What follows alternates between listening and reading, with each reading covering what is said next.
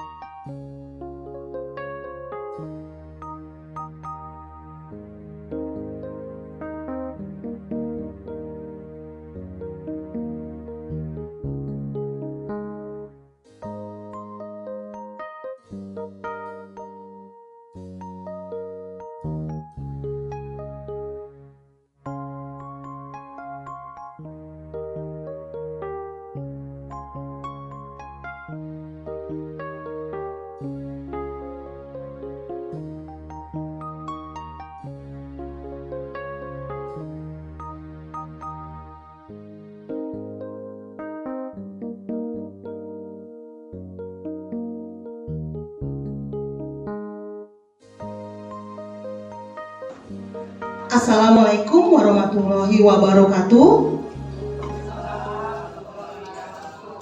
Salam sejahtera untuk kita semua. Shalom, Om Swastiastu, Namo Buddhaya, salam kebajikan. Yang terhormat Ibu Kepala SMP Negeri 74 Jakarta, Ibu Ana Syahriana MA. Yang terhormat Ibu Bapak Wakil Kepala SMP Negeri 74 Jakarta. Yang terhormat Bapak Ibu rekan guru SMP Negeri 74 Jakarta yang saya banggakan. Puji syukur kita panjatkan kehadirat Tuhan Yang Maha Kuasa, karena atas kasih dan rahmat-Nya kita boleh berkumpul di tempat ini dalam keadaan sehat tanpa kekurangan suatu apapun. Baiklah Bapak Ibu, ada Ibu dipersilakan.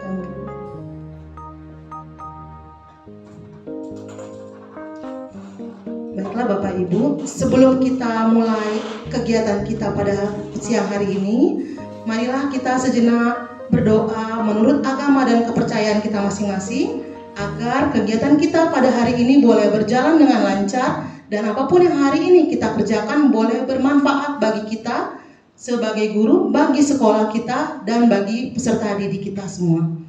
Berdoa menurut agama dan kepercayaannya masing-masing, dimulai.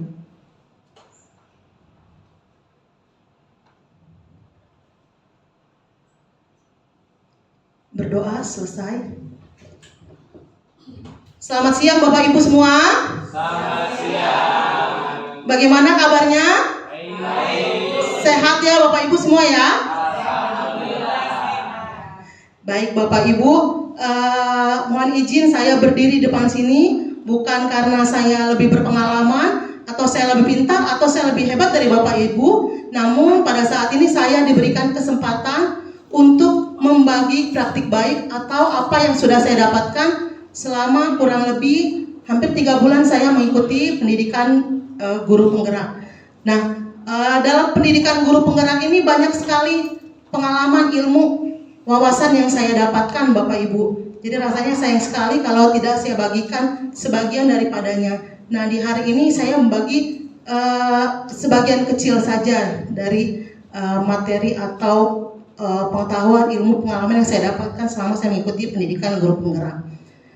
Baik Bapak Ibu, sebelum kita mulai, Saya mau ngajak Bapak Ibu untuk tersenyum selama 30 detik saja. Ya. Saya mau ngajak Bapak Ibu tersenyum selama 30 detik. Nah, kita akan merasakan manfaat dari senyuman kita itu. Ya Bapak Ibu. Jadi Bapak Ibu boleh sambil lihat temannya kiri kanan. 30 detik saya mulai ya Bapak Ibu ya. Saya mulai dari sekarang.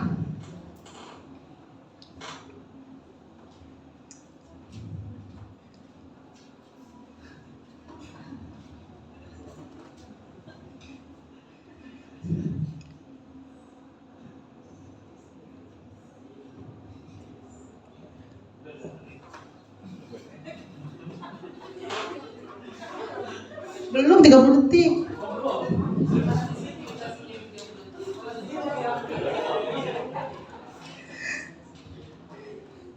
Baik Bapak Ibu, waktu senyum sudah habis. Baik Bapak Ibu, ya, marilah kita merefleksi sejenak. Kenapa kita harus tersenyum? Bayangkan Bapak Ibu, dalam waktu 30 detik kita tersenyum saja, itu sudah menciptakan aura yang bahagia, aura yang positif. Tapi bayangkan Bapak Ibu, ketika kita sebagai guru masuk ke dalam kelas dalam keadaan cemberut, jutek, bete, bayangkan apa yang akan dirasakan oleh murid-murid kita. Tapi ketika kita masuk dengan muka yang sumringah, senyum, kita sapa mereka, selamat pagi anak-anak, itu pasti mereka akan merasakan suasana hati yang akan lebih baik dari apa yang mereka bawa dari rumah. Mungkin mereka dari rumah udah ada masalah keluarga, habis berantem sama kakak atau adiknya, atau habis orang tuanya ada masalah. Kita kan tidak pernah tahu ya Bapak Ibu apa yang terjadi dengan murid-murid kita sebelum mereka hadir di sekolah. Tapi dengan sedikit senyuman yang kita berikan, kan nggak bayar ya Bapak Ibu, kita nggak mengeluarkan sesuatu apapun, kita cukup memberikan apa yang ada di dalam diri kita untuk menyenangkan hati orang, membuat orang merasa nyaman dan bahagia. Itu saya yakin pahalanya sangat besar. Dan mereka juga melihat kita tersenyum, pasti tadi di rumah sudah malas sekolah karena berantem orang tua atau segala macam, sampai di sekolah melihat gurunya tersenyum, ramah, mereka akan merasa nyaman dan akhirnya mereka akan siap untuk mengikuti pelajaran kita. Ya, seperti itu Bapak Ibu ya. Jadi sedikit senyuman yang kita berikan bisa berdampak sangat besar kepada murid kita. Ibu, terima kasih Ibu. Sukses Ibu. Ya, jadi Bapak Ibu jangan lupa untuk tersenyum. Ya tadi kita sebenarnya udah bete nih, nggak teman kita senyum juga ikutannya Bapak Ibu ya. Jadi seperti itu. Baik Bapak Ibu, pada kesempatan hari ini yang ingin saya bagikan adalah budaya positif. Apa itu budaya positif? Kita akan lihat ya Bapak Ibu. Nah, sebagai calon guru penggerak ini kami belajar di modul 1.4. Kita masuk, yang pertama adalah tujuan pendidikan. Apakah ada Bapak Ibu yang ingin menyampaikan kira-kira apa sih tujuan pendidikan yang selama ini Bapak Ibu tahu? Tujuan pendidikan itu apa sih Bapak Ibu? Mencerdaskan kehidupan bangsa, itu tertuang dalam Undang-Undang Dasar ya Bapak Ibu ya, tujuan pendidikan kita. Baik. Nah, di sini saya mengutip tujuan pendidikan yang disampaikan oleh Ki Hajar Dewantara, di mana tujuan pendidikan adalah menuntun segala kodrat yang dimiliki oleh anak agar mereka dapat mencapai keselamatan dan kebahagiaan yang setinggi-tingginya, baik sebagai manusia ataupun sebagai anggota masyarakat. Jadi kita itu, tujuan pendidikan kita adalah menuntun Bapak Ibu, ya, menuntun segala kodrat. Jadi murid-murid kita ini kan unik-unik ya Bapak Ibu, mereka terlahir berbeda-beda, mereka datang dari latar belakang yang berbeda-beda, mereka masing-masing mempunyai kodrat alam dan kodrat zamannya masing-masing. Jadi kodrat itu ada dua Bapak Ibu, ada yang namanya kodrat alam dan kodrat zaman. Kodrat alam itu apa? Kodrat alam itu apa? Perilaku, sifat atau lingkungan di mana mereka hidup, di mana mereka tinggal. Sedangkan kodrat zaman adalah soft skill atau keterampilan yang mereka bawa dari lahir atau dari keluarga. Nah, tugas kita bagaimana di tujuan pendidikan ini, yaitu menuntun mereka mencapai kebahagiaan dan keselamatan yang setinggi-tingginya. Luar biasa kayaknya tugasnya Bapak Ibu ya, setinggi-tingginya keselamatan dan kebahagiaan. Ya, jadi mereka mempunyai latar belakang masing-masing. Nah, kita menuntut mereka untuk mencapai tujuan pendidikan yang mereka harapkan. Pendidikan hanya dapat menuntun tumbuh atau hidupnya kekuatan kodrat yang ada pada anak-anak agar dapat memperbaiki lakunya. Ya, jadi tujuan pendidikan juga untuk memperbaiki laku anak, Bapak Ibu. Mungkin mereka berasal dari keluarga yang mungkin kurang harmonis atau yang latar belakang keluarga yang tidak baik, maka di sekolah atau di tempat pendidikan kita harus menuntut mereka untuk memperbaiki laku mereka. Baik, Bapak Ibu, kita masuk ke budaya positif. Apa sih Bapak Ibu yang dimaksud budaya positif? Budaya berarti kebiasaan ya Bapak Ibu ya, kebiasaan baik atau kebiasaan positif. Di sini yang mau kita lihat ada karena kita di sekolah adalah budaya positif di sekolah. Kira-kira Bapak Ibu, budaya positif di sekolah kita bagaimana Bapak Ibu? Nah, menyambut anak dengan senyuman itu budaya kita. 5S ya Bapak Ibu? Iya, betul sekali. Apalagi Bapak Ibu? Sapa, salam, sapa, senyum, sopan santun. Nah, 5S itu apalagi Bapak Ibu? Budaya positif yang biasa kita lakukan sehari-hari. Datang tepat waktu. Pulang tepat waktu.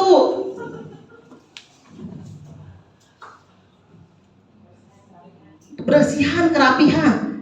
Banyak sekali Bapak Ibu budaya positif yang kita lakukan di sekolah kita ini. Mulai dari hari Senin, itu upacara salah satu budaya positif Bapak Ibu. Kebiasaan melakukan upacara.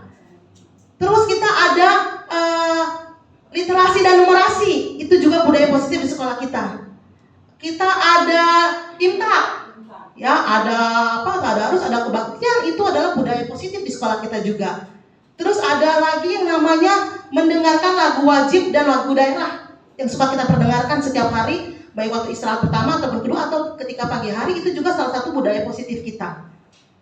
Ya Bapak Ibu, maka kalau kita bisa simpulkan budaya positif itu apa? Budaya positif di sekolah itu nilai-nilai atau kebiasaan di sekolah yang berpihak pada murid agar mereka dapat berkembang menjadi pribadi yang berkarakter sesuai dengan profil pelajar Pancasila. Nah, budaya positif itu memang tujuannya adalah apa? Menumbuhkan karakter-karakter dalam diri peserta didik. Khususnya di sini yang kita mau tekankan adalah profil pelajar Pancasila. Seorang guru harus memiliki kemampuan dalam mewujudkan budaya positif di sekolah. Budaya positif tersebut dapat dijalankan dengan menerapkan konsep inti berikut ini akan saya sampaikan. Jadi Bapak Ibu, budaya positif di sini bukan tugas semata-mata kepala sekolah, bukan hanya tugas wakil kepala sekolah atau manajemen atau tugas murid saja, tapi tugas kita semua. Nah, tugas kita sebagai guru adalah menuntun menuntun anak-anak melakukan budaya positif sehingga karakter baik dalam dirinya itu menjadi muncul. Ada 6 topik bahasan akan kita bahas Bapak Ibu pada pagi hari ini tentang konsep budaya positif. Yang pertama, disiplin positif dan nilai-nilai kebajikan. Yang kedua, motivasi perilaku manusia, hukuman dan penghargaan. Yang ketiga, keyakinan kelas atau sekolah. Yang keempat, kebutuhan dasar manusia dan dunia berkualitas. Yang kelima, restitusi atau posisi kontrol guru. Dan yang keenam adalah segitiga restitusi. Baik Bapak Ibu, sebelum kita masuk ke masing-masing poin 6 poin ini, saya ingin mengajak Bapak Ibu untuk bermain peran. Jadi Bapak Ibu yang ada di sebelah kiri saya adalah sebagai A, Bapak Ibu yang ada di sebelah kanan adalah sebagai B. Ya, jadi clue-nya begini Bapak Ibu petunjuknya. Saya minta untuk Bapak Ibu yang ada di sebelah kiri untuk mencari sebuah benda kecil yang ada di sekitarnya. Kecil boleh duit, kertas, tutup pulpen, tutup botol minum, atau apapun yang kecil, pin korpri, benda yang kecil yang ada di sekitar Bapak Ibu. Ya, jadi Bapak Ibu di sebelah kiri, silakan mencari sebuah benda kecil yang bisa Bapak Ibu genggam. Benda kecil yang bisa Bapak Ibu genggam. Hah? kiri saya, sebelah kiri saya. Sebelah kiri saya berarti Bu Niken ke belakang dan Bu Retna ke belakang, itu adalah sebelah kiri saya. Dan sebelah kanan Bu Sibat dan Bu Ivon. Sudah dapat Bapak Ibu? Benda kecil apa aja? Dah? Yang bisa Bapak Ibu genggam? Apa saja bebas. Nah, sekarang Bapak Ibu yang berperan sebagai A. Coba Bapak Ibu bayangkan bahwa benda kecil yang ada di tangan Bapak Ibu itu adalah benda yang paling berharga. Benda yang sangat berharga buat Bapak Ibu, sehingga Bapak Ibu akan mati-matian menjaga dan tidak melepaskannya. Bagaimana cara Bapak Ibu untuk menjaga jangan sampai terlepas, terserah Bapak Ibu bagaimana. Baik, itu untuk Bapak yang Ibu yang ada yang sebagai berperan sebagai A. Untuk Bapak Ibu yang berperan sebagai B, tugas Bapak Ibu adalah bagaimana Bapak Ibu mendapatkan benda yang berharga buat teman Bapak Ibu itu bagaimanapun caranya. Boleh merayu, membujuk, boleh menghardik, boleh sambil dikritikin, boleh diancam, boleh apapun. Yang penting Bapak Ibu berusaha untuk mendapatkan itu. Jadi Bapak Ibu yang A mempertahankan benda berharga itu, Bapak Ibu yang di sebelah B adalah berusaha untuk bagaimana cara Bapak Ibu mendapatkannya. Saya kasih waktu 30 detik untuk melakukan atau Bapak Ibu mempertahankan atau merebut benda yang berharga tersebut. Baik Bapak Ibu, apapun Bapak Ibu boleh lakukan. Yang mempertahankan bagaimana cara Bapak Ibu mempertahankan, yang mau merebut, terbut dengan cara apapun. Tapi ingat, jangan pakai kekerasan. Tadi boleh mengancam, boleh, tapi dengan kata-kata. Mengancam, menghardik, apapun Bapak Ibu boleh lakukan supaya mendapatkan benda berharga itu. Oke, kita mulai Bapak Ibu ya. Kita mulai waktunya 1, 2, 3. Ayo Bapak Ibu, usahanya yang keras untuk mendapatkan itu. Bapak Ibu yang A, usahanya bagaimana untuk mempertahankan benda yang berharga itu.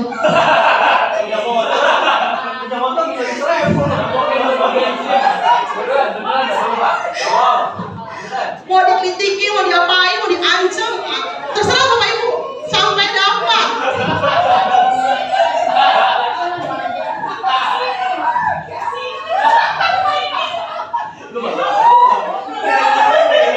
Baik Bapak Ibu, stop. Berarti ya, bagaimana Bapak Ibu yang A, apakah ada yang berhasil melepaskan? Apa sudah ada yang terlepas? Semuanya berarti berhasil mempertahankan ya. Bapak Ibu yang berarti tidak ada yang mendapatkan barang berharga itu ya. Nah, saya mau menanyakan perwakilan Bapak Ibu yang berperan sebagai A, kira-kira kenapa alasan Bapak Ibu mempertahankan tidak memberikan benda itu kepada teman Bapak Ibu? Kira-kira siapa yang mau memberikan pendapatnya? Kenapa sih alasannya Ibu nggak membuka tangan Ibu untuk memberikan pada temannya? Berita boleh? Soalnya cincin nikah berarti berharga. Sekali doang, insya Allah ya. Kenapa Bu? Karena barangnya susah banget ada di genggam saya, jadi berharga banget buat hidup saya. Yang berharga. Tadi kan sudah kita bilang ya, pertahankan barang yang berharga itu. Baik. Untuk Bapak Ibu yang di B, kira-kira ada nggak yang berhasil? Nggak ada berarti ya. Nah, kenapa Bu Ivon tidak berhasil mendapatkan barang itu Bu Ivon? Susah. Karena digenggamnya keras banget. Kalau kenapa Pak Rido kira-kira kenapa nggak bisa berhasil? Karena dia mempertahankannya sekuat mungkin, Bu. Karena dia mempertahankan Terlalu berharga buat dia. terlalu berharga. Coba Bapak Ibu sebenarnya, seandainya saya bilang gini, tadi Bu Retna kan megang, kalau saya bilang gini, Bu Retna, aku minta dong cincinnya. Kalau nggak ada cincin itu saya mati. Cuma cincin itu doang yang bisa menyelamatkan hidup saya. Kira-kira Bu Retna mau ngasih nggak itu?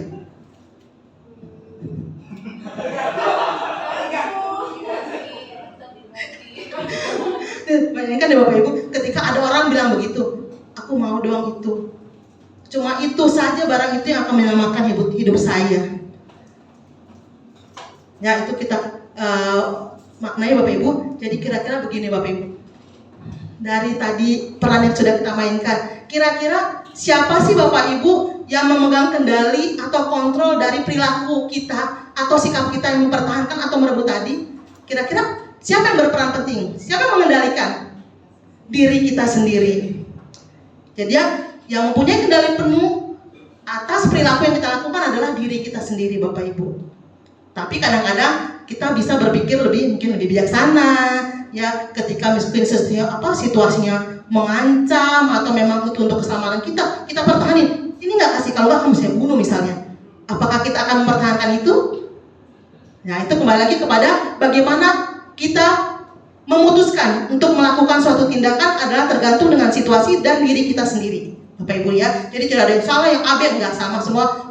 Memang harus mempertahankan dan harus kuat tenaga. Ketika kita ingin menggapai sesuatu yang berharga itu, Bapak Ibu, kita harus melakukan apapun untuk meraihnya. Ya, walaupun tadi udah mengancam, salah ya, tapi terkadang memang perilaku orang seperti itu ya Bapak Ibu. Ketika dia ingin mendapatkan sesuatu, anak muda kita aja, ketika mereka mau mendapatkan HP, mereka akan melakukan apapun, sampai mungkin mencuri. Ya, itu. Jadi yang mengendalikan diri kita adalah kita sendiri. Baik Bapak Ibu, kita masuk ke poin yang pertama, disiplin positif dan nilai-nilai kebajikan. Dalam dunia pendidikan Bapak Ibu terdapat perubahan paradigma belajar yang selama ini kita itu mengenal namanya ilusi kontrol ya Bapak Ibu. Nah, kita sekarang sudah berubah. Perubahan paradigma teori kontrol atau ilusi kontrol oleh Dr. William Glasser. Nah, kita selama ini menganggap bahwa guru bisa mengontrol murid. Itu ilusi Bapak Ibu. Ilusi itu fantasi angan-angan. Sebenarnya bisa nggak sih kita mengontrol murid kita Bapak Ibu? Tidak bisa. Terus ilusi bahwa semua penguatan positif efektif dan bermanfaat. Penguatan positif semuanya efektif dan bermanfaat. Ternyata tidak semua penguatan itu positif dan bermanfaat Bapak Ibu. Ilusi bahwa kritik dan membuat orang merasa bersalah dapat menguatkan karakter. Seperti yang kita sering lakukan, membuat orang bersalah, kamu gak kasihan ke orang tua kamu, gimana kalau orang tua kamu nanti kamu nakal gini, orang tua sakit. Itu kita kan suka mengatakan seperti itu ya Bu. Kita mau merasa dia supaya dia merasa bersalah. Ternyata itu ilusi Bapak Ibu. Kita nggak bisa membuat anak itu merasa bersalah dengan kita mengontrol itu ya Bapak Ibu. Yang keempat adalah ilusi bahwa orang dewasa memilih hak untuk memaksa. Jadi kita tidak bisa memaksa orang untuk melakukan sesuatu. Ya, mungkin terlihat dia melakukan, tapi ke depannya mungkin dia akan tidak akan patuh kepada kita ya Bapak Ibu. Jadi memang yang memegang kendali penuh atas perilaku kita adalah diri kita sendiri Bapak Ibu. Nah, perbedaan stimulus respon dengan teori kontrol. Seringkali kita berada di sini Bapak Ibu, stimulus respon ini. Kita menganggap bahwa kebutuhan kita sama atau kebutuhan murid-murid itu sama. Kita semua orang melihat hal yang sama, kita beranggapan. Kita mencoba mengubah orang agar berpandangan sama dengan kita. Kita berperilaku buruk itu dilihat sebagai suatu kesalahan. Orang lain mengontrol saya bisa mengontrol orang lain. Pemaksaan ada pada saat bujukan gagal. Seperti itu, bujukan gagal. Ya, nggak mau dikasih, kita paksa gitu kan ya Bu. Ternyata itu tidak boleh. Model berpikir menang kalah. Itu salah ya Bapak Ibu ya. Nah, kita ke teori kontrol. Idealnya adalah seperti ini. Kita harus memahami bahwa murid-murid itu memiliki kebutuhan yang berbeda. Seperti tadi mereka lahir dari dengan kodrat alam dan kodrat zamannya masing-masing. Mereka punya latar belakang keluarga, bakat masing-masing. Ya Bapak Ibu, jadi kita harus melihat itu. Setiap orang memiliki gambaran berbeda Bapak Ibu. Mungkin Bapak Ibu, Bu Pinita melihat saya baik, mungkin Bu Evelyn melihat saya cerewet. Jadi masing-masing orang memiliki pemandangan yang berbeda-beda terhadap suatu hal.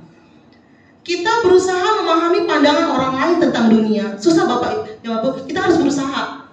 Kita harus berusaha memahami, walaupun susah, kita harus berusaha memahami pandangan orang lain. Seperti tadi, karena kita masing-masing berbeda. Semua perilaku memiliki tujuan Bapak Ibu. Ketika kita memutuskan untuk melakukan A, misalnya kita memutuskan untuk datang tepat waktu, pasti kita punya tujuan.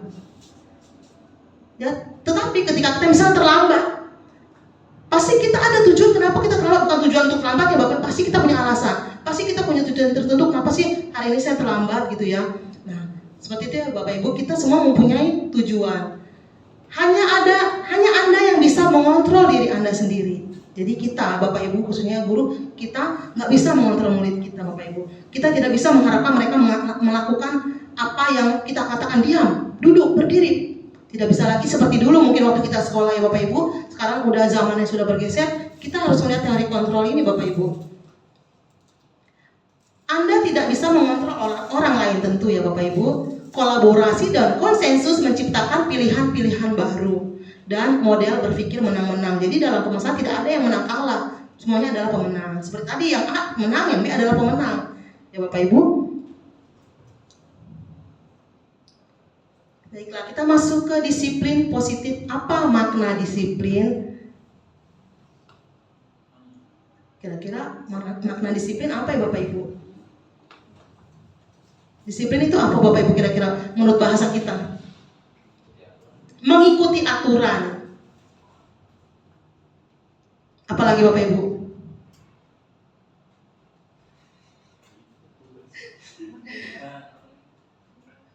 Baik. Secara garis besar, disiplin adalah kemampuan memerintah diri sendiri.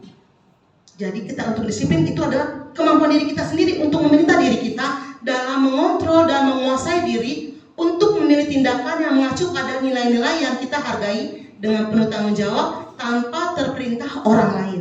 Jadi yang namanya disiplin memang dari diri sendiri Bapak Ibu. Kalau tidak dari diri sendiri akan jadi paksaan dan tidak akan konsisten hasilnya. Kalau dia dibilang disiplin berarti itu akan konsisten terus menjadi sebuah kebiasaan atau budaya. Nah, disiplin positif merupakan suatu cara penerapan disiplin yang mengajarkan anak bertanggung jawab dan menumbuhkan kesadaran diri berdasarkan nilai-nilai kebajikan. Jadi disiplin positif merupakan suatu cara. Ya, jadi kalau kita melakukan disiplin positif di sekolah itu adalah cara Bapak Ibu, cara menerapkan disiplin yang mengajarkan anak bertanggung jawab dan menumbuhkan kesadaran diri berdasarkan nilai-nilai kebajikan. Ada banyak sekali Bapak Ibu nilai-nilai kebajikan yang ada. Coba Bapak Ibu kira-kira apa sih nilai kebajikan yang ada? Nilai kebajikan, nilai kebaikan. Mungkin itu bisa terlihat dari profil pelajar Pancasila yang selalu kita gaungkan ya Bapak Ibu. Itu cerminan dari nilai-nilai kebajikan juga. Tapi pada dasar sebenarnya Bapak Ibu ada 6 institusi atau organisasi atau 6 lembaga yang mencetuskan nilai-nilai kebajikan. Nanti akan kita lihat ya Bapak Ibu. Disiplin positif lebih ke arah disiplin diri yang dapat mengontrol diri dalam melakukan segala tindakan. Ya, jadi disiplin itu memang harus menjadi kebiasaan Bapak Ibu. Dibiasakan sehingga menjadi disiplin. Nah, yang tadi saya bilang ada 6 institusi Bapak Ibu. Banyak sekali nilai kebajikan yang ada. Ada yang berdasarkan IBO, dia ada 12. Ada yang berdasarkan 9 pilar karakter. Ada yang bentuknya petunjuk seumur hidup dan keterampilan hidup. Ada yang dari lembaga The 7 Essential Virtues. Ada juga The Physics Project atau proyek nilai-nilai kebajikan. Dan yang kita pakai di sekolah adalah profil pelajar Pancasila. Sebenarnya di profil pelajar Pancasila ini sudah mencakup banyak dari nilai-nilai kebajikan yang tadi Bapak Ibu. Misalkan beriman bertakwa kepada Tuhan Yang Maha Esa dan berakhlak mulia, itu di situ ada nilai kebajikan bersyukur, bertoleransi di dalamnya. Ya, jadi banyak sekali nilai kebajikan yang sebenarnya sudah dirangkum dalam proyek profil pelajar Pancasila ini.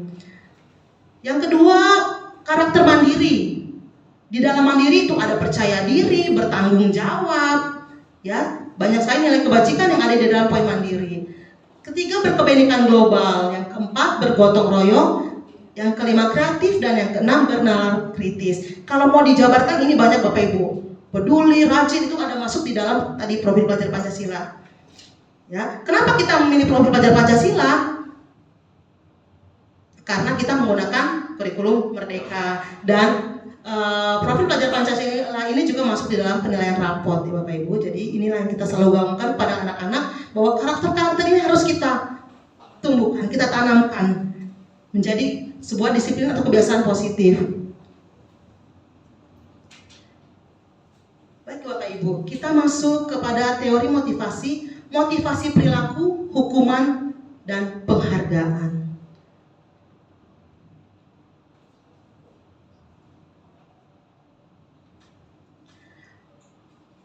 Baik Bapak Ibu, ada 3 motivasi perilaku manusia. Ini bisa kita lihat dalam mungkin dengan teman sejawat atau murid-murid, ini bisa kita lihat Bapak Ibu. Sebenarnya murid-murid atau teman kita itu melakukan sesuatu karena motivasinya apa sih?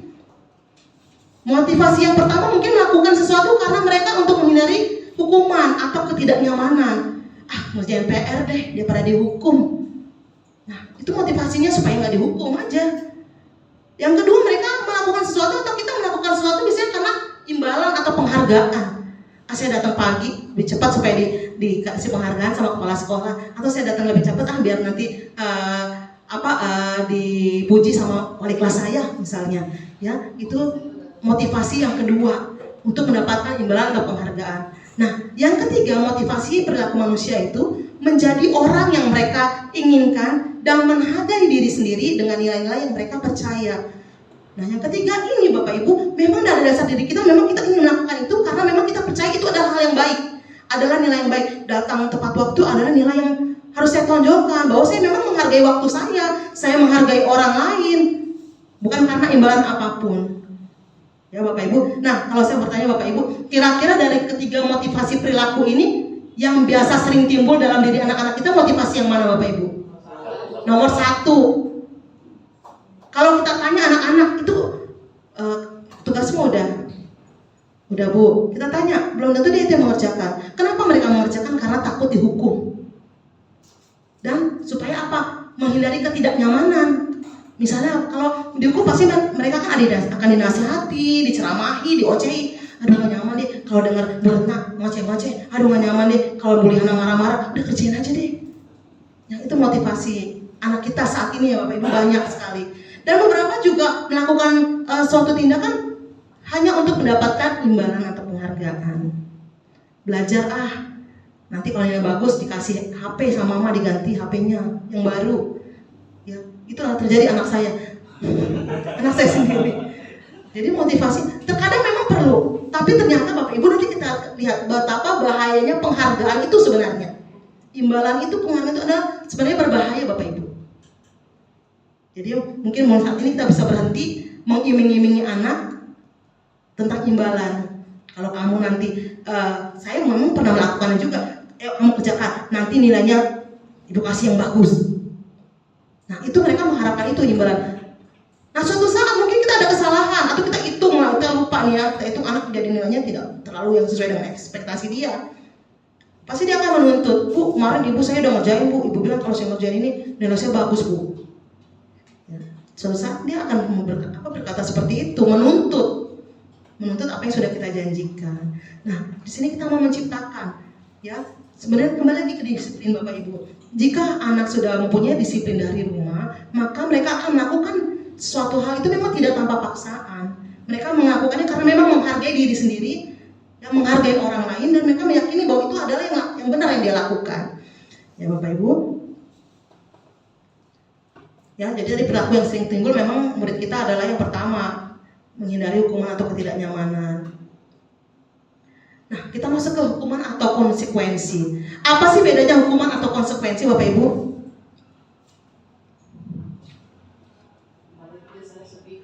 Hukuman itu sepihak, betul sekali Bu Pinita. Hukuman itu sepihak, biasanya dari guru ke murid, sekolah ke murid. Makanya ketika masuk sekolah sebenarnya kita ada peraturan sekolah ya Bapak Ibu. Di situ ada hukuman-hukuman, kalau terlambat bagaimana, jika 1 kali panggilan, 2 kali panggilan seperti itu ya. Nah, hukuman itu satu pihak Bapak Ibu. Sedangkan konsekuensi kita dulu hukuman. Hukuman bersifat satu arah. Jadi kita yang menentukan misalnya, kalau kamu terlambat besok kamu lari 3 kali putaran lapangan. Kalau kamu besok nggak bawa PR, saya nggak mau lagi ngajar kamu. Kamu nggak boleh lagi ada di kelas saya misalnya. Ya, jadi hukuman bersifat satu arah dari kita saja, dari guru atau pihak sekolah atau yang memberikan hukuman. Dan murid hanya menerima suatu hukuman tanpa melalui suatu kesepakatan. Kita tidak memberikan kesempatan pada mereka untuk mengajak enggak Bu, saya nggak mau dihukum itu, enggak. Kita hanya kamu hukumannya ini, kamu hukumannya itu, ya. Kita nggak memberikan kesempatan mereka untuk berpendapat. atau tekanan dari pihak guru, baik sebelum atau sesudahnya. Hukuman yang diberikan bisa berupa fisik maupun psikis. Murid atau anak disakiti oleh suatu perbuatan atau kata-kata. Ya Bapak Ibu, ternyata kata-kata kita itu fatal Bapak Ibu, bisa menyakiti hati orang, khususnya murid. Jadi bayangkan ketika kita menyentuh hatinya yang paling dalam, kata-kata kita itu sampai ke dalam relung hatinya, itu berdampak sangat besar sampai dia dewasa akan dia ingat. Ya, begitu juga kalau kita mengatakan hal yang baik, positif, itu juga akan membekas di hati mereka sampai mereka besar pun akan mereka ingat. Jadi Bapak Ibu, marilah kita berhati-hati dalam berbicara atau memarahi anak. Jangan sampai kata-kata ini adalah kata-kata makian sehingga tidak ada artinya Bapak Ibu. Nggak ada efeknya, manfaatnya ketika kita berkata marah-marah, nggak ada dampaknya buat anak itu. Bukannya dia setelah kita marah-marahin bertambah baik, enggak. Mungkin makanya semakin nakal atau bodoh amat kalau mau ngomong apa katanya. Ya Bapak Ibu. Nah, kita lihat konsekuensi Bapak Ibu. Sementara disiplin dalam bentuk konsekuensi sudah terencana atau sudah disepakati, sudah dibahas dan disetujui oleh murid dan guru. Jadi ada pembicaraan sebelumnya. Mungkin Bapak Ibu sudah melakukannya nih, membuat kesepakatan kelas. Mungkin seperti itu alurnya Bapak Ibu. Kita membuat dulu kesepakatan kelas, kita ajak anak-anak untuk berdiskusi. Kira-kira kalau kamu melakukan ini, kalau ini yang terjadi, apa sih yang akan kalian dapatkan? Apa sih konsekuensinya bagi kalian? Umumnya bentuk-bentuk konsekuensi dibuat oleh pihak guru atau sekolah, dan murid-murid sudah mengetahui sebelumnya konsekuensi yang akan terima bila ada pelanggaran. Ya, tapi ada baiknya seperti tadi Bapak Ibu, kita melakukan atau membuat sebuah kesepakatan atau nanti kita ubah menjadi keyakinan kelas.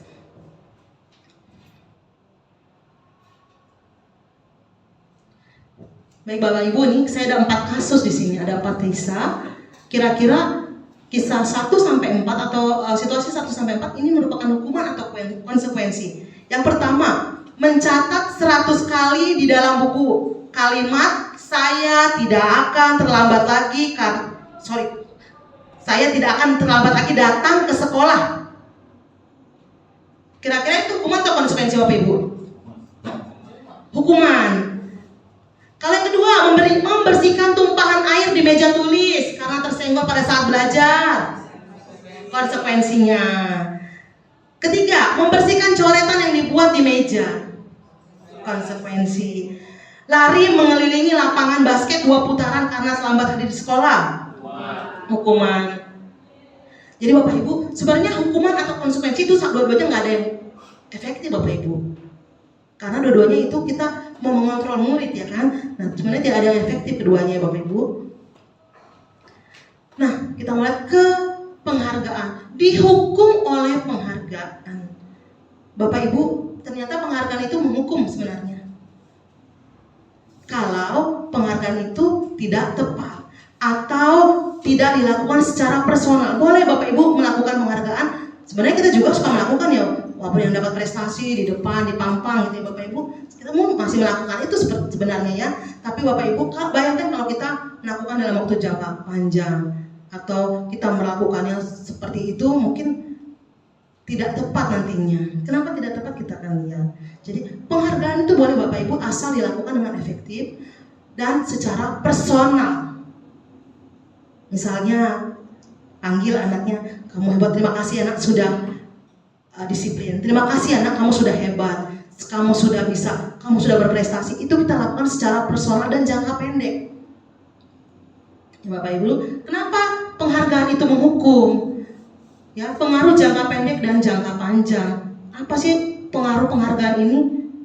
Kita harus tahu pengaruhnya apa jangka pendek dan jangka panjangnya. Yang kedua, penghargaan itu tidak efektif Bapak Ibu.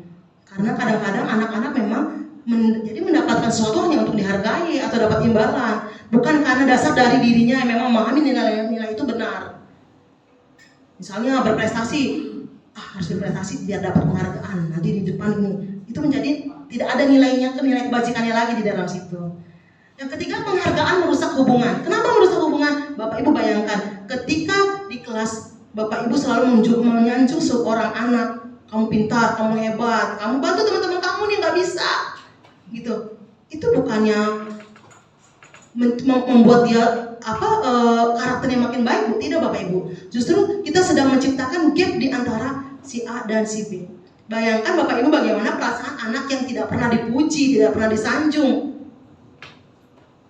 Pasti dia akan merasa lebih minder dan mungkin dia akan menarik diri dari pergaulannya dan tidak akan lagi semangat dalam belajar. Percuma, saya nggak pernah dipuji, yang dipuji itu terus. Ya, Bapak Ibu, nah itu akan merusak hubungan antara anak sesama murid atau dengan kita, murid dengan kita. Penghargaan mengurangi ketepatan. Misalnya tidak tepat, kenapa? Ya kerjakan yang paling cepat nilainya Ibu kasih 100 atau A. Nah mereka akan lakukan dengan cepat-cepatan sehingga tidak lagi memikirkan tepat atau tidak. Yang penting cepat, kata Bu Evelyn kan cepat. Nanti yang cepat dapat nilai 100. Udah cepat kan Bu Evelyn ya. Dan juga pasti penghargaan itu menurunkan kualitas Bapak Ibu. Karena tadi usul cepat-cepat, akhirnya kualitasnya menurun lah.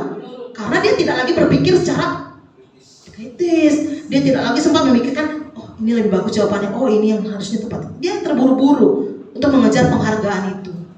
Penghargaan mematikan kualitas, bukan hanya mengurangi tapi mematikan kualitas anak sebenarnya Bapak Ibu.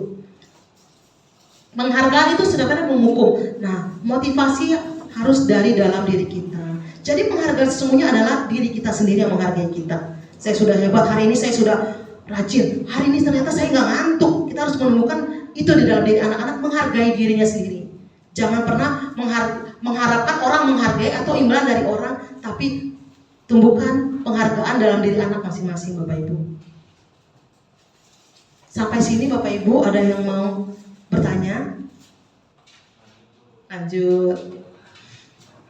Nah Bapak Ibu, tadi sudah kita katakan Bapak Ibu bahwa hukuman dan penghargaan itu keduanya tidak efektif Bapak Ibu ya. Karena keduanya merupakan usaha untuk mengontrol perilaku murid. Sedangkan di teori kontrol kita tidak punya hak untuk mengontrol orang lain. Kita juga teori kontrol itu hanya sebuah ilusi atau hayalan fantasi. Jadi kita tidak bisa mengontrol Bapak Ibu. Nah, yang kita mau terapkan adalah konsekuensi. Untuk menentukan konsekuensi, Bapak Ibu kita mau lihat atau membuat sebuah keyakinan kelas. Nanti di keyakinan kelas kita bisa menentukan konsekuensinya apa. Ya, Bapak Ibu, jadi kalau konsekuensi bedanya apa dengan hukuman? Kalau konsekuensi itu kalimatnya positif Bapak Ibu. Ya, mengandung nilai-nilai. Jadi di dalam konsekuensi itu mengandung nilai-nilai kebajikan. Jadi misalnya kalau di keyakinan kelas, kalau di peraturan misalnya dilarang membuang sampah. Jangan coret-coret tembok. Nah, kalau di konsekuensi nanti kita ada yang di keyakinan kelas, nanti kita bisa memadukan menjadi sebuah atau memunculkan nilainya yaitu menjaga kebersihan. Ya Bapak Ibu, seperti itu. Mengapa keyakinan kelas, mengapa tidak peraturan kelas? Tadi seperti tadi peraturan itu satu pihak. Sedangkan keyakinan kita saling bertukar pendapat atau menentukan sendiri dengan peserta didik kita, dengan murid kita. Ciri-ciri keyakinan kelas. Keyakinan kelas bersifat lebih abstrak, lebih global, lebih umum daripada peraturan. Ya Bapak Ibu, yang lebih rinci dan konkret. Jadi kalau di keyakinan kelas itu lebih abstrak, lebih luas Bapak Ibu sebenarnya. Kita bisa merincikan sendiri. Misal tadi menjaga kebersihan. Di dalamnya itu sudah ada melaksanakan piket, tidak mencoret-coret, membuang sampah pada tempatnya, tidak membuang sampah sembarangan. Jadi di poin, di nilai kebajikan menjaga kebersihan sudah ada. Jadi kita bisa turunkan menjadi perilaku ya Bapak Ibu. Yang kedua, keyakinan kelas berupa pernyataan-pernyataan universal. Ketiga, pernyataan keyakinan kelas senantiasa dibuat dalam bentuk positif. Jangan bentuknya, jangan coret-coret tembok, jangan buang sampah sembarangan, jangan begitu Bapak Ibu kalau di keyakinan kelas. Tapi kita membuat dalam bentuk kalimat positif seperti tadi, menjaga kebersihan contohnya. Bertanggung jawab, saling menghormati. Di dalam poin saling menghormati, bertanggung jawab itu ada turunannya lagi. Nanti itu bisa kita simpulkan bersama murid-murid. Keyakinan kelas hendaknya tidak terlalu banyak sehingga mudah diingat dan dipahami oleh semua warga kelas. Keyakinan kelas sebaiknya sesuatu yang dapat diterapkan di lingkungan tersebut. Semua kelas hendaknya ikut berkontribusi dalam pembuatan keyakinan kelas lewat kegiatan curah pendapat. Bersedia meninjau kembali keyakinan kelas dari waktu ke waktu. Jadi keyakinan kelas itu boleh berubah ya Bapak Ibu. Jadi tidak baku 1 tahun untuk kita pakai keyakinan kelas, tidak. Bisa berubah sewaktu-waktu melihat kebutuhannya saja. Ya, saat ini kesepakatan kelas mulai bergeser menjadi keyakinan kelas. Kalau kesepakatan kelas kita kan memaksa ya Bu, memakai aturan. Beda dengan keyakinan yang isinya adalah nilai-nilai kebajikan yang ingin ditimbulkan, yang ingin ditonjolkan. Nah, di sini ada prosedur keyakinan kelas. Kalau kita mau bikin keyakinan kelas seperti apa, ini ada prosedurnya Bapak Ibu ya. Mungkin nanti setelah ini boleh kita saling diskusi lagi di luar. Bagaimana sih caranya membuat keyakinan kelas? Yang pertama kita mempersilakan, karena kita membuat di kelas, boleh nanti dinaikkan menjadi keyakinan sekolah Bapak Ibu. Kita mempersilakan anak-anak untuk bercurah pendapat tentang peraturan yang perlu disepakati di kelas. Nanti mereka akan banyak munculnya. Oh Bu, tidak boleh terlambat Bu. Oh Bu, harus datang tepat waktu Bu. Oh Bu, nggak boleh nyontek. Bu, nih nggak boleh buang sampah sembarangan. Harus piket Bu. Nanti kan macam-macam mereka pendapatnya. Ya Bapak Ibu, nah catat semuanya itu. Dicatat semua masukan-masukan para murid di papan tulis atau di kertas besar atau boleh pakai sticky note, di mana semua anggota kelas sekolah bisa melihat hasil curah pendapat itu Bapak Ibu. Jadi tempel, ayo masing-masing tempelin kira-kira apa yang mau kamu buat supaya kelas kita nyaman, supaya kelas kita bagus. Apa yang mau kamu tampilkan? Oh nggak boleh buang sampah Bu, tempelkan. Masing-masing anak harus mempunyai pendapat. Nah setelah itu susun keyakinan kelas dan gantilah kalimat-kalimat dalam bentuk negatif menjadi positif. Jadi kalimat-kalimat yang negatif itu ubah menjadi positif Bapak Ibu. Misalnya tidak boleh mencontek, kita ubah menjadi bertanggung jawab atau jujur. Jadi jangan ada kalimat negatif. Jangan coret-coret tembok, jangan buang sampah tadi. Kita simpulkan menjadi menjaga kebersihan. Seperti itu Bu, Bapak. Jika pernyataan yang tertulis di sana masih banyak yang berupa peraturan, ajak warga kelas atau anak-anak untuk menemukan nilai kebajikan yang dituju. Seperti tadi nilai kebajikannya apa? Kebersihan, menjaga kebersihan. Nilai kebajikannya apa? Tanggung jawab. Jadi yang kita timbulkan adalah nilai kebajikannya Bapak Ibu. Yang selalu kita gaungkan nilai kebajikannya. Jadi nanti kita selalu mengingatkan, ayo nilai kebajikan yang ada di kelas kita apa? Menjaga kebersihan. Di dalamnya ada aspek apa aja anak-anak. Ya, kita selalu ingatkan mereka. Ya Bapak Ibu, tinjau ulang keyakinan kelas secara bersama-sama dan sebaiknya keyakinan kelas tidak terlalu banyak, bisa berkisar antara 3-7 saja. Setelah keyakinan kelas selesai dibuat, semua warga kelas dipersilakan meninjau ulang dan menyetujuinya dengan menandatanganinya. Keyakinan kelas selanjutnya bisa dilekatkan di dinding kelas di tempat yang mudah dilihat semua murid di kelas atau warga kelas. Jadi untuk membuat keyakinan kelas kita ada tahap-tahapan ya Bapak Ibu ya. Jadi terima semua pendapat anak mau apa, nanti kita simpulkan menjadi sebuah nilai kebajikan. Baik. Nah Bapak Ibu, kita masuk ke kebutuhan dasar manusia. Kira-kira Bapak Ibu ada yang tahu nggak kebutuhan dasar manusia itu ada berapa Bapak Ibu? 3. Apa aja Bu Anggi?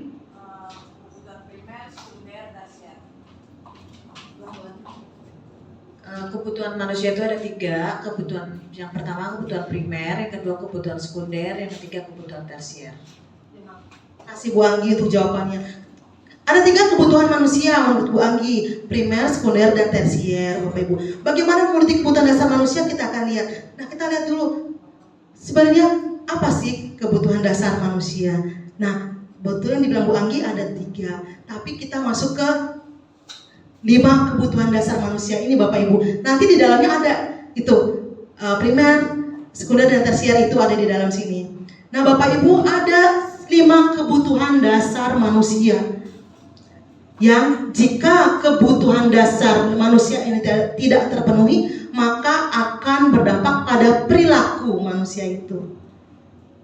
Jika salah satu kebutuhan ini tidak terpenuhi maka itu akan timbul dari perilaku yang dilakukan oleh si anak baik juga kita sebagai guru. Kebutuhan dasar yang utama adalah bertahan hidup. Di sini ada tadi yang Bu Anggi bilang, di sini ada makan, minum, rumah, pakaian, keamanan. Ada di sini bertahan hidup. Makanya Bapak Ibu sering sekali tindak kejahatan terjadi karena kebutuhan dasar bertahan hidupnya tidak terpenuhi. Dia mencuri, bahkan sampai membunuh, itu karena untuk memenuhi kebutuhan dasarnya Bapak Ibu. Ya, namanya kebutuhan fisiologis. Kebutuhan yang kedua adalah kebutuhan akan kasih sayang dan rasa diterima. Kasih sayang ini berhubungan dengan pasangan, kita membutuhkan itu, kita butuhkan keluarga, teman. Ya Bapak Ibu, kalau kebutuhan kasih sayang tidak terpenuhi, akan berdampak pada perilaku kita juga Bapak Ibu. Jadi kalau lihat misalnya suka marah-marah, misalnya yang bagaimana, kita akan lihat mungkin kebutuhan dasar kasih sayangnya yang tidak terpenuhi, sehingga dia mencari perhatian. Ya. Begitu juga di kelas kita Bapak Ibu, di murid-murid, ada anak murid yang selalu mencari berulang, sepertinya ingin supaya dilihat oleh kita. Iya, caper. Bisa jadi kebutuhan dasar akan kasih sayangnya di rumah tidak terpenuhi. Jadi dia ingin diperhatikan Bapak Ibu. Yang ketiga adalah kebebasan. Kebebasan untuk memilih atau bertanggung jawab akan pilihannya. Jadi Bapak Ibu jangan ada lagi di sini yang memaksa anaknya untuk kamu kuliahnya harus A seperti saya. Saya sebelumnya sudah, kamu Bang, nanti kamu kuliahnya ini. Itu saya udah mindset, saya udah tekankan di anak dari semenjak SMP. Tapi setelah saya baca ini Bapak Ibu 5 kebutuhan dasar, tidak bisa kita memaksakan. Karena itu kebutuhan mereka, bebas, kebebasan memilih baik sekolahnya, minat bakatnya. Itu adalah kebebasan kebutuhan dasar kita. Kita kan nggak mau ya Bapak Ibu kebebasan kita dihalangi ya, nggak bisa saya nggak bebas jalan-jalan gitu ya, kan nggak mau ya Bapak Ibu. Nah, ketika kita tidak bebas, tidak mendapatkan kebebasan memilih, misalnya jurusan anak-anak kita tidak, kamu harus ini ya Bang, Kak, kamu harus ikutin mama ya Papa ya. Maka mungkin suatu saat mereka akan berperilaku yang menentang atau membangkang karena merasa kebebasannya untuk memilih tidak didapatkan. Ya Bapak Ibu, yang keempat adalah kebutuhan dasar kesenangan. Ini yang sering kita tuntut. Healing itu adalah salah satu kebutuhan dasar kesenangan Bapak Ibu. Jadi kita lihat mungkin Bu Pinita kalau lihat murid-murid kan mungkin kebutuhan dasar kesenangannya yang tidak terpenuhi. Jadi kita ajaklah dia untuk nongki-nongki, kita jalan-jalan, pasti dia senang lagi. Ya jadi Bapak Ibu, nah yang terakhir adalah penguasaan. Kebutuhan dasar akan sebagai penguasa. Dia ingin dianggap powerful. Dia ingin dianggap hebat. Sehingga dia ingin menguasai baik lingkungan atau menguasai seseorang. Ya Bapak Ibu, jadi ketika 5 kebutuhan dasar ini tidak dipenuhi, maka akan berdampak pada perilaku atau perkataan seseorang. Baik itu murid ataupun orang di sekitar kita ataupun diri kita sendiri. Ya Bapak Ibu. Nah, saya ada kasus seperti ini. Si Anto suatu saat dilaporkan, bukan hanya sekali, dilaporkan berkali-kali oleh murid atau teman-temannya pada wali kelas. Kepada Bu Nita ini wali kelasnya, si Anto ini yang kerjaannya tiap hari mencuri makanan teman-temannya. Dia suka mencuri pokoknya makan temannya apa, hari ini si A dicuri, hari besok si B, selanjutnya si C dicuri-curi. Pokoknya sudah berkali-kali mencuri makanan temannya, sudah dilaporkan ke wali kelasnya, sudah dinasihati oleh wali kelasnya, tapi masih begitu. Kira-kira Bapak Ibu, kalau suka mencuri makanan temannya itu kebutuhan dasar mana yang tidak dia dapatkan sih Bapak Ibu?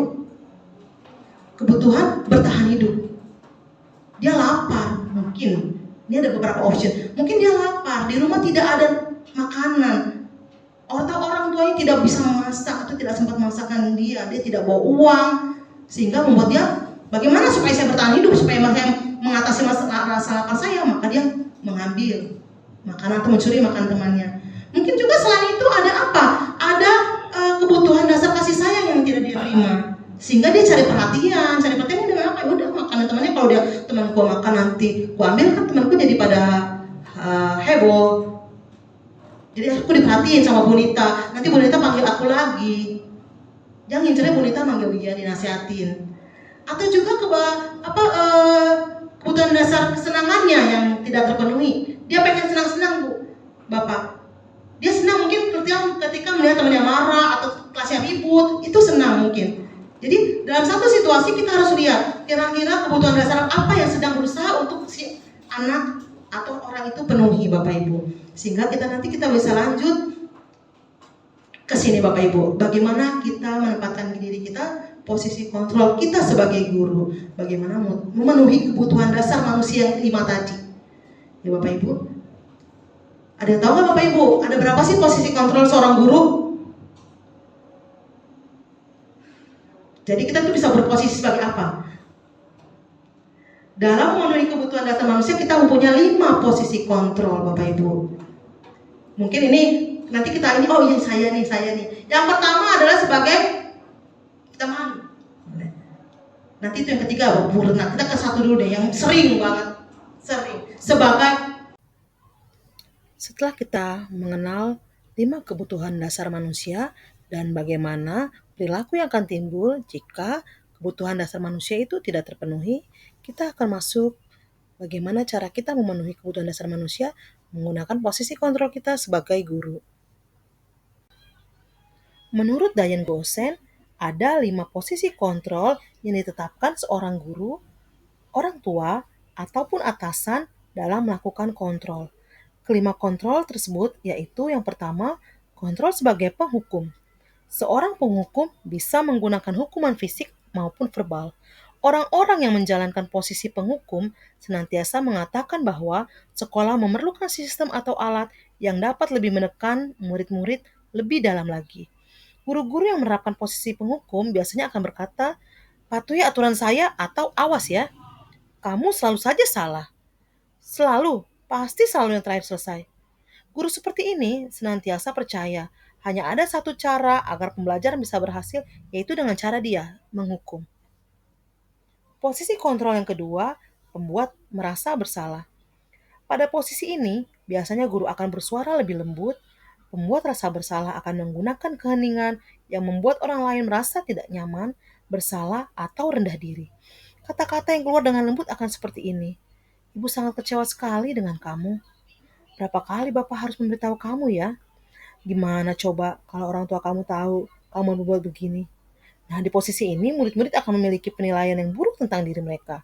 Murid merasa tidak berharga dan telah mengecewakan orang-orang yang disayanginya. Posisi kontrol yang ketiga adalah sebagai teman. Guru pada posisi ini tidak akan menyakiti murid, namun akan tetap berupaya mengontrol murid melalui persuasi. Posisi teman pada guru bisa negatif ataupun positif. Positif di sini berupa hubungan baik yang terjalin antara guru dan murid. Guru di posisi teman menggunakan hukuman baik dan humor untuk mempengaruhi seseorang. Mereka akan berkata, ayo bantulah demi Bapak ya. Ayo ingat tidak bantuan Bapak selama ini. Ya sudah, kali ini tidak apa-apa, nanti Ibu bantuin beresinnya. Hal negatif dari posisi teman adalah bila suatu saat guru tersebut tidak membantu, maka murid akan kecewa dan berkata, saya pikir Bapak atau Ibu teman saya. Murid merasa dikecewakan dan tidak mau lagi berusaha. Hal lain yang mungkin timbul adalah murid hanya akan bertindak untuk guru tertentu dan tidak untuk guru lainnya. Murid akan bergantung pada guru tersebut. Posisi kontrol yang keempat adalah sebagai pemantau. Memantau berarti mengawasi. Pada saat kita mengawasi, kita bertanggung jawab atas perilaku orang-orang yang kita awasi. Posisi pemantau berdasarkan pada peraturan-peraturan dan konsekuensi.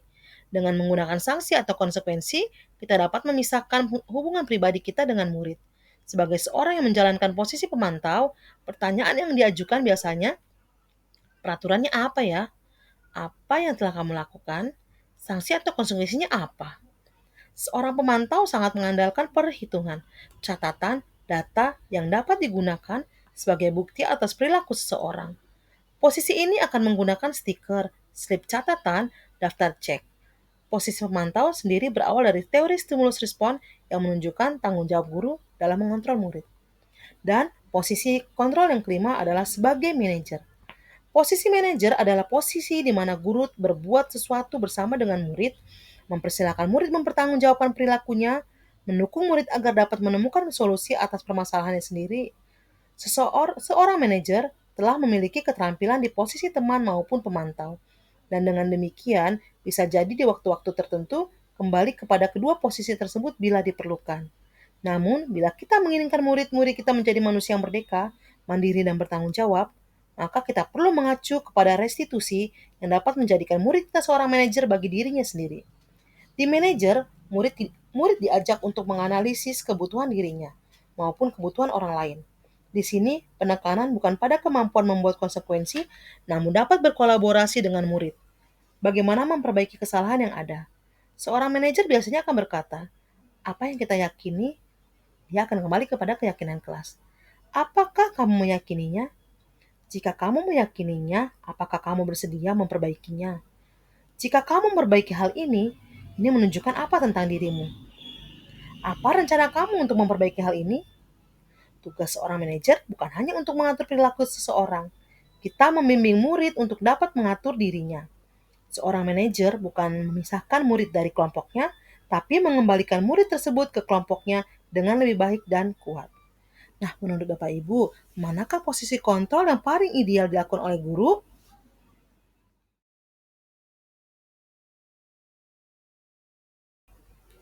Salah satu cara untuk memperbaiki diri agar terwujud disiplin diri dapat dilakukan melalui segitiga restitusi. Apa itu segitiga restitusi? Segitiga restitusi adalah proses menciptakan kondisi bagi murid untuk memperbaiki kesalahan mereka sehingga mereka bisa kembali kepada kelompok mereka dengan karakter yang lebih kuat.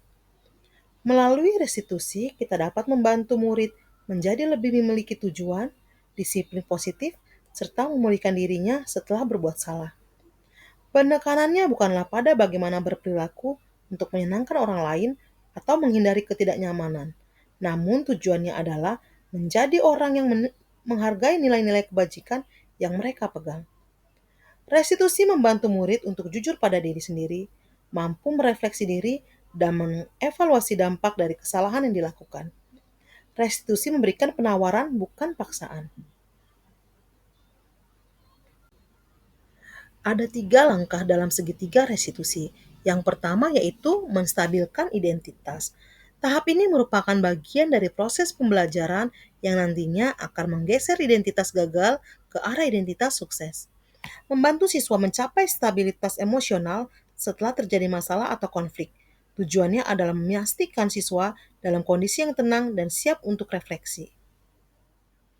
Langkah yang kedua adalah validasi tindakan yang salah. Membantu murid mengenali dan memahami perilaku yang tidak tepat serta dampaknya. Di sini, murid diajak untuk refleksi dan menyadari kesalahan yang telah mereka perbuat.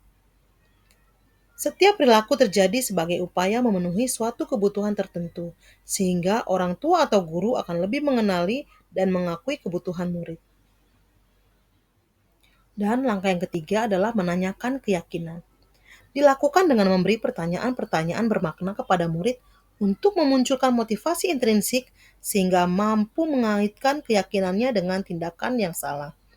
Membantu murid menemukan cara untuk memperbaiki kesalahan mereka dan memulihkan hubungan yang terganggu, ini melibatkan mencari solusi konstruktif dan merancang rencana tindakan untuk mencegah perilaku yang sama di masa depan. Ada tempatku mengadu, tangisku dalam sendiriku. Kalau bukan karena bangku suruh jadi insinyur, tidak bakalan Kak masuk sekolah hari ini. Sekira kalian semua mau lempar Kak, lemparkan Ma, lempar Mi,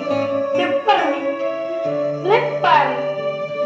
Sekira kita menghukum Kak, hukum Ma.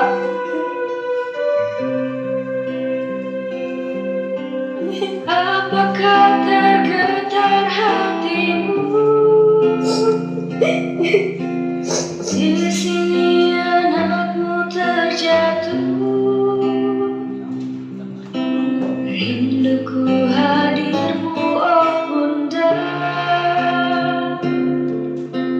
Tidurkanku dalam pelukmu.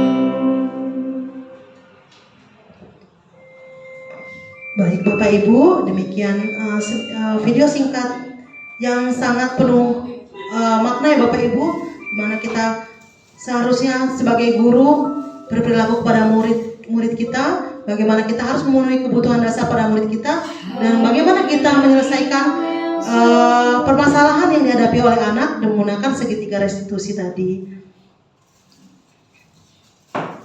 Nah, Bapak Ibu, kita sampai di penghujung acara, Bapak Ibu. Nah, kita masuk ke refleksi, Bapak Ibu. Sebenarnya paparan kali ini adalah sebagai refleksi dari saya sebagai guru penggerak. Namun, saya juga ingin menanyakan kepada Bapak Ibu tentang kegiatan kita pada hari ini. Mungkin ada Bapak Ibu yang berkenan untuk memberikan refleksinya. Kira-kira Bapak Ibu, hal baik apa sih yang Bapak Ibu dapat pada siang hari ini? Bu Pininta, mungkin ada yang mau sampaikan. Hal baik apa sih Bu Pininta yang Bu Pininta dapatkan hari ini? Terima kasih untuk Bu Lihana. Saya mendapatkan banyak sih. Salah satu yang saya ambil, artinya ketika kita memberikan hukuman, jangan langsung membabi buta. Nah, kita harus tahu dulu, kenapa sih dia bisa terlambat, apa alasannya, apakah karena memang kendaraannya atau rumahnya jauh, jadi kita tidak boleh langsung memberikan suatu hukuman. Nah, itu yang bisa saya kasih. Terima kasih Bu Pininta. Bu Niken, kira-kira Bu Niken perasaannya bagaimana Bu Niken? Perasaan Bu Niken setelah mengikuti paparan disiplin positif pada siang hari ini? Jadi lebih bisa introspeksi diri, menanti bagaimana nih ke depannya saya dengan anak-anak saya, harus bisa lebih sabar juga pastinya untuk mendidik anak-anak ke depannya. Terima kasih Bu Niken. Saya mau nanya Bu Anggi. Bu Anggi, kira-kira hal baru apa sih Bu Anggi yang Bu Anggi dapat hari ini yang belum sebelumnya Bu Anggi belum pernah dapat gitu? Pembelajaran apa yang Bu dapat hari ini Bu, yang baru? Hal yang saya dapatkan sih sebenarnya tentang kita harus lebih berpikir positif kepada anak, jangan terlalu menggebu-gebu gitu loh, jangan terlalu menjudge anak. Kalau harus dilihat juga dari sisi anaknya, seperti itu Bu. Terima kasih Bu Anggi. Baik Bapak Ibu, saya mau mengajukan pertanyaan yang terakhir. Kira-kira Bapak Ibu siapa yang berkenan untuk menyampaikan kira-kira setelah mendengar paparan atau melihat tayangan pada siang hari ini, apa sih rencana ke depan yang mau Bapak Ibu lakukan terkait mungkin Bapak Ibu sebagai guru atau sebagai orang tua atau sebagai peran yang Bapak Ibu miliki saat ini? Kira-kira ada Bapak Ibu yang mau ngasih berbicara kira-kira rencana ke depan setelah ya ternyata setelah ini saya harus begini ya. Adakah Bapak Ibu? Bu Elfrida?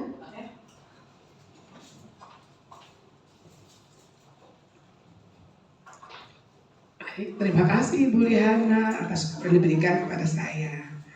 Dari hari ini yang Ibu paparin ya, jadi kami sebagai guru, kami lebih profesional lagi dalam membimbing, membina, mendidik anak didik kami, sehingga kami dapat lebih menyelami ya bahwasanya anak itu dapat bisa maju ataupun menyerap ilmu yang sebanyak-banyaknya dari kita ada di senternya di kita.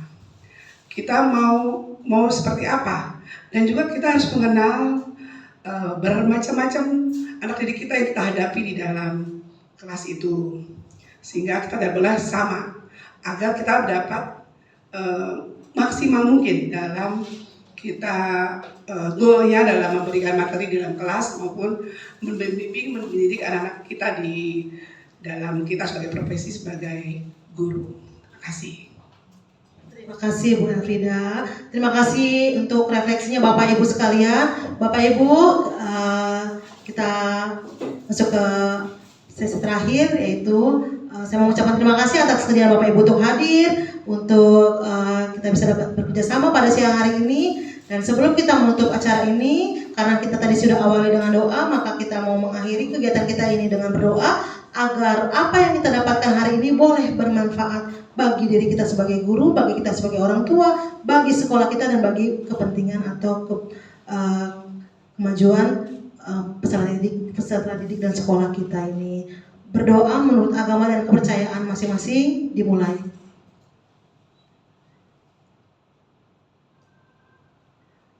Berdoa selesai. Terima kasih Bapak Ibu, selamat melanjutkan istirahatnya.